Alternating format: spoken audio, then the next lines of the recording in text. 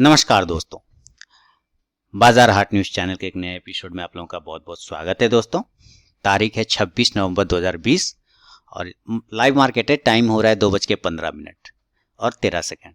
लेकिन आप लोगों के लिए यहाँ पर एक पोर्टफोलियो वाला स्टॉक लेकर आया हूँ। जैसा कि आप जानते हैं, मैं बीच बीच में पोर्टफोलियो वाला स्टॉक लेते आता हूँ और इसका रीज़न भी है। रीज़न इसलिए कि इधर बहुत सारे व्यूअर ने मुझसे पूछा कि उनके पास 1 लाख रुपए है, किन्हीं के पास 1.5 लाख रुपए है, तो किस स्टॉक्स में पोजीशन बनाना चाहिए। तो मैंने सारे लोगों को कहा कि आप मेरे दिवाली वाले पिक्स को देखिए, उसमें भी बहुत पोटेंशियल बचा हुआ है, आप उसमें भी चाहें तो पोजीशन बना सकते हैं। लेकिन उन लोगों का कहना था कि नहीं, वो तो लेवल लगभग टारगेट अचीव हो रहा है, तो अब कैसे बनाएं। याद रखिए, कोई स्टॉक कितना ऊपर जाएगा कितना नीचे जाएगा ये कोई नहीं जानता।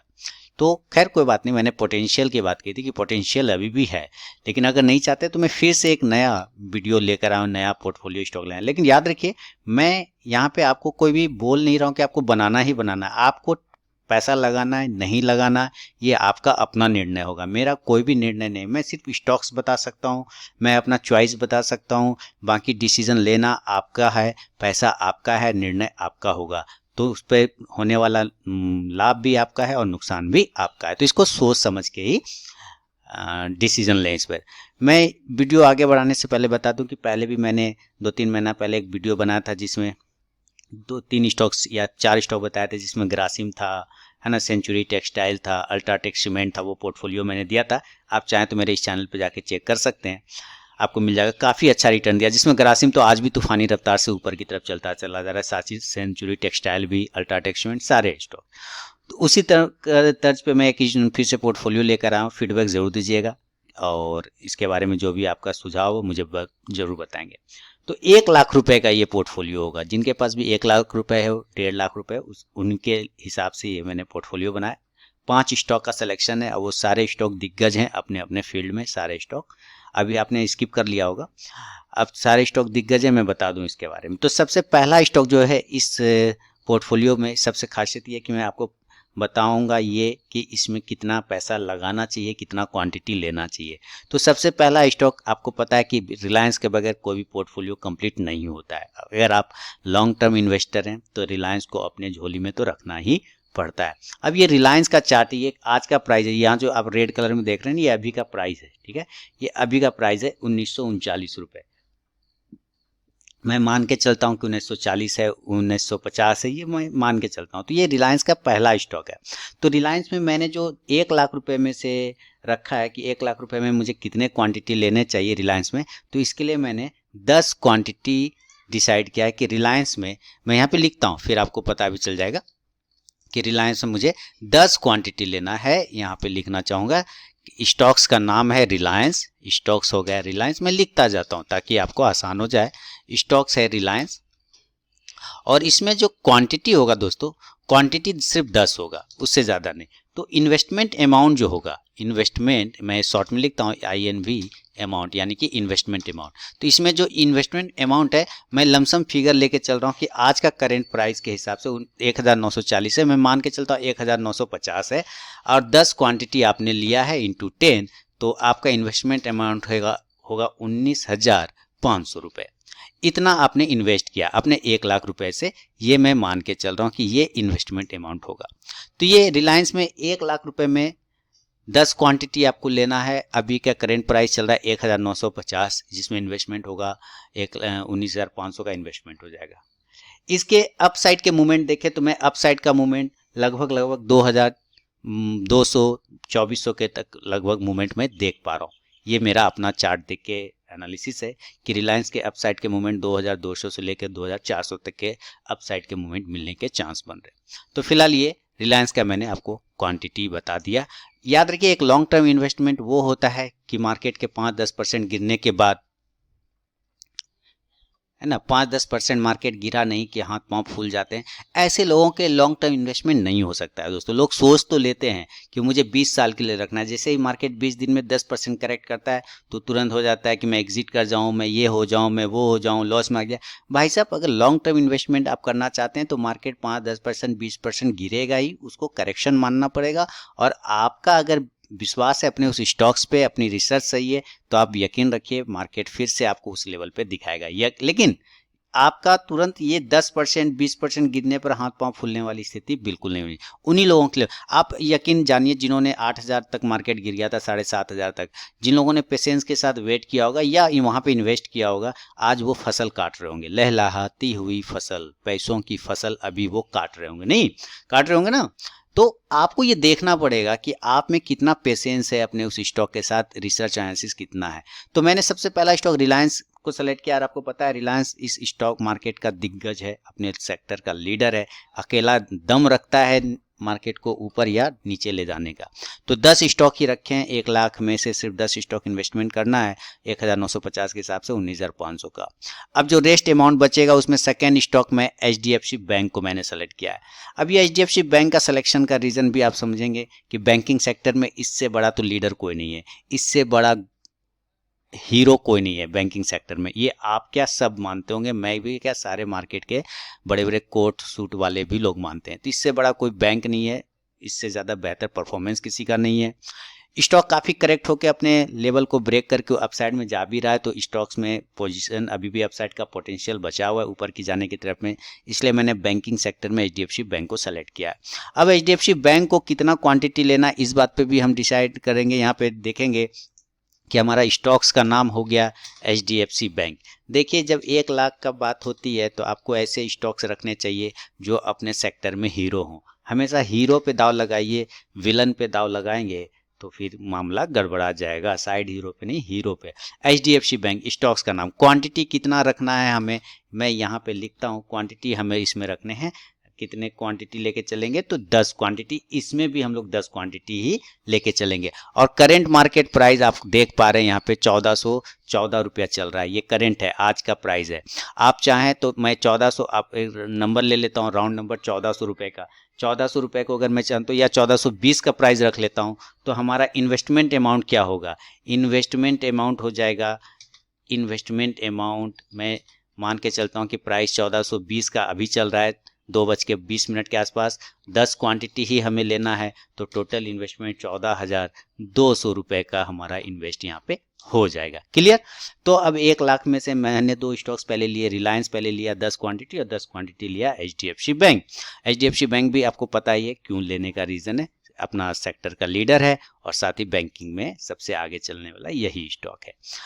इसके बाद जो तीसरा स्टॉक है वो अलग अलग सेक्टर से ही मैंने सेलेक्ट किए हुए हैं। ऑटो सेक्टर से मैंने सेलेक्ट किया और उसका नाम है हीरो मोटो। मेरे ख्याल से इसके बारे में बताने समझाने ज़रूरत ही नहीं है। हीरो मोटो भारत का सबसे ज़्यादा बिकने वाली मोटरसाइकिल कंपनियों में से एक है हीरो मोटो, है ना। गांव देहात सड़क कहीं भी आप देख लीजिए, अगर एक कतार में एक लाइन में अगर 5 गाड़ी लगी है तो उसमें से 3 गाड़ी हीरो मोटो की होती है। आप चेक करें, अपने आसपास भी चेक करें, अगर एक लाइन में 5 गाड़ी लगी हुई है बाइक, तो उसमें 3 गाड़ी हीरो मोटो की ही होती है। तो इसमें कोई डाउट ही नहीं है कि ये अपने सेगमेंट का बहुत ही बड़ा लीडर है, इसके लिए हीरो मोटो को मैंने सेलेक्ट किया। और बात फिर मैं बताऊं कि 1 लाख रुपए की बात आती है इन्वेस्टमेंट की, तो हमेशा हीरो पे दाव लगाना है, माने हीरो स्टॉक्स पे, हीरो जो अपने सेक्टर में हीरो होते हैं उस स्टॉक में, नाम भी तो हीरो ही है इसका। तो इसका जो स्टॉक्स लूँगा, हम स्टॉक्स का नाम जो मैंने आपको बता रहा हूँ हीरो मोटो है। क्वांटिटी रहेगा, पहले स्टॉक्स का नाम मैं आपके सामने लिखना चाहूँगा, हीरो मोटो कॉर्प, ठीक है।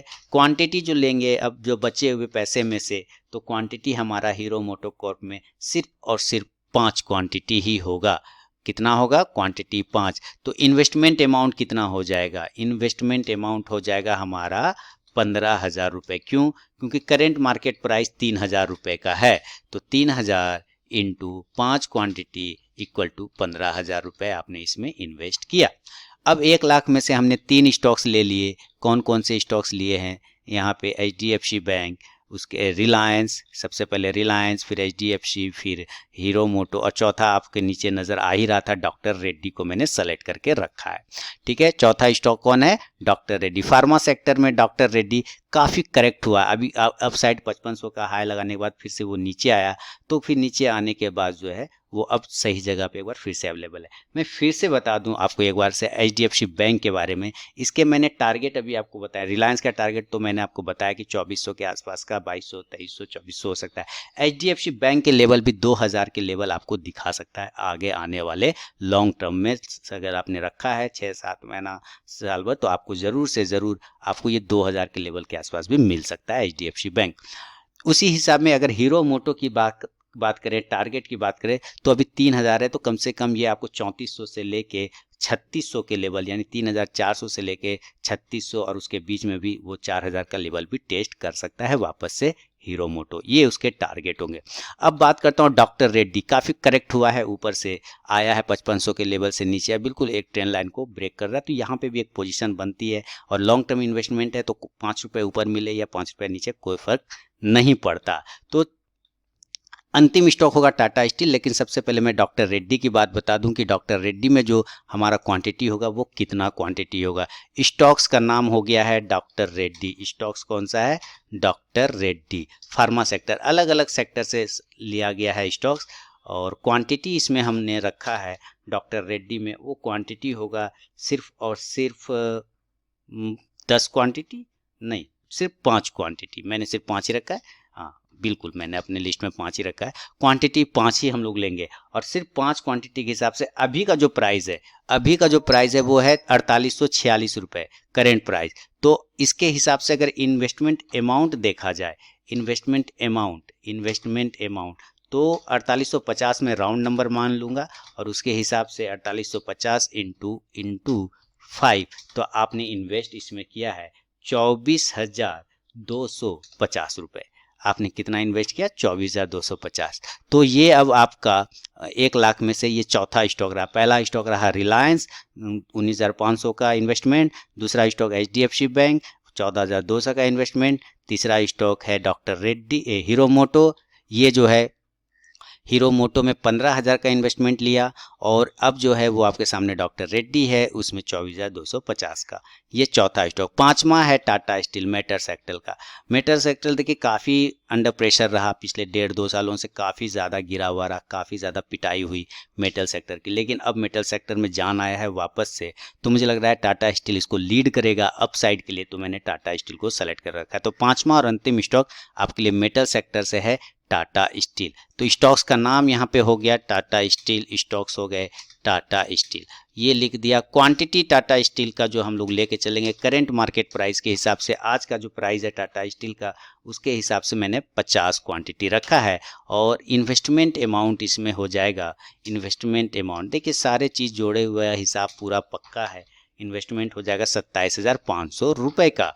तो ये 27,500 टाटा स्टील में आपने लगाया, ठीक है, 27,500 आपने टाटा स्टील में लगाया। उसके बाद लगा दिया आपने इस डॉक्टर रेड्डी में 24,250 का। उसके बाद हीरो मोटो में लगाया आपने 15,000 का। उसके बाद आपने HDFC बैंक में 14,200 का, और 19,500 का रिलायंस में। तो 1 लाख में अगर मैं इसको ऐड करना स्टार्ट करूं कि आपने कितना पैसा कितना लगा, तो 19,500 प्लस 14,200 HDFC बैंक का हो गया। हीरो मोटो में आपने लगा लिया है 15,000 का अमाउंट, प्लस डॉक्टर रेड्डी में आपने 24,250 का लगाया, प्लस 27,500 का पैसा लगाया आपने टाटा स्टील में। तो 1,04,50 रुपये आपको यहाँ पे इन्वेस्टमेंट करना पड़ रहा है। अब 1 लाख का ही करना है तो उसमें कुछ क्वांटिटी ऊपर नीचे आप अपनी मर्जी से कर सकते हैं, उसमें कोई दिक्कत वाली बात नहीं है। तो टोटल ये दोस्तों 5 स्टॉक रहा। ये मैंने अपना व्यू बताया इस स्टॉक्स पे, अपसाइड के मूवमेंट अभी भी इसमें है।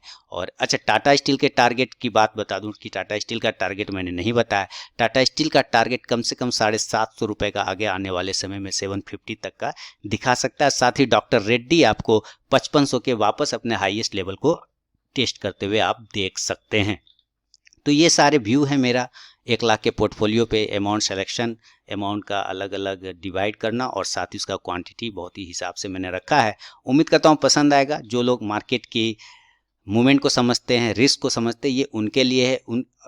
वैसे व्यक्तियों के लिए बिल्कुल भी नहीं है जो 5-10% 20% गिरने के बाद जो है, शायद HDMI केबल थोड़ा लूज हो गया जिसके वजह से ये हो रहा है, तो वैसे लोगों के लिए बिल्कुल भी नहीं है जिनके वजह जो 5-10% 20% गिरने के बाद परेशान हो जाते हैं। तो वैसा पैसा बिल्कुल भी नहीं लगाएं अपने पोर्टफोलियो में। जिसका ज़रूरत आपको निकट भविष्य में हो, नियर भविष्य में हो, वैसा पैसा को बिल्कुल भी नहीं लगाएं। वैसे पैसा लगाएं जिनका आपका लंबे समय तक कोई यूज़ नहीं है, आप वैसे पैसे को ही इन्वेस्ट करें तो ज़्यादा बेहतर होगा मेरे ख्याल से। तो ये 1 लाख का पोर्टफोलियो वीडियो आपके सामने लेकर आया दोस्तों। 5 stock, Reliance, HDFC bank, Hero Moto, doctor Reddy और टाटा स्टील। उम्मीद करता हूँ पसंद आएगा वीडियो, और अगर पसंद आता है तो लाइक कीजिए, फीडबैक दीजिए दोस्तों। मिलता हूँ अब नेक्स्ट वीडियो में, तब तक के लिए बहुत बहुत धन्यवाद।